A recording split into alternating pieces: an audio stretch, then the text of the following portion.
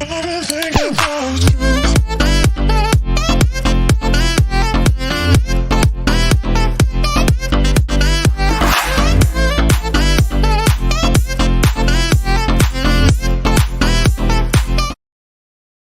Hello everyone, ayan guys, i-share ko itong aking lulutuin guys.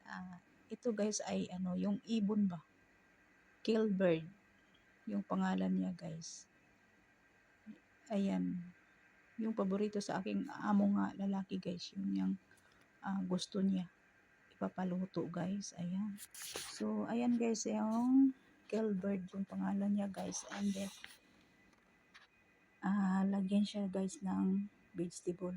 So before ko siya lulutuin guys, i-ano mo na siya, ilalaga para makuha yung yung amoy niya guys. And then pagkatapos niyan ay ayan, nag cubes ako guys ng gulay, carrots, patatas at saka zucchini. Ayan, so ito na guys yung ibon. And gagawa din ako ng sauce. And then guys, nag-prepare din ako ng sibuyas, bawang, bell pepper at saka kamatis. Ayan, so nag-prepare ako ng Pyrex kasi dito ko siya sa Pyrex lulutuin. Ayan, dito ko siya ilagay and then lulutuin natin siya sa oven. So lagyan natin siya ng bawang, sibuyas sa ilalim and then yung mga gulay na ating ginawang cubes. So ngayon ay ilalagay na natin yung ating Killbird.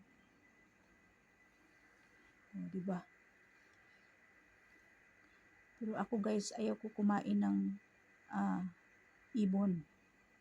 Hindi talaga ako kakain guys. Ayan, so nilagyan na natin yung lahat yung sangkap sa ating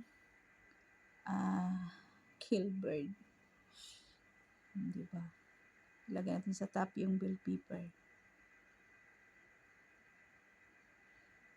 Ayan, so lahat ay naka-arrange na yung ating vegetable sa loob ng Pyrex at ilalagay na natin yung ating sauce na aking ginawang sauce guys.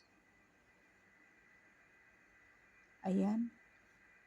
So ready na natin siya ilagay sa oven. Ayan. 45 minutes guys, luto na yan.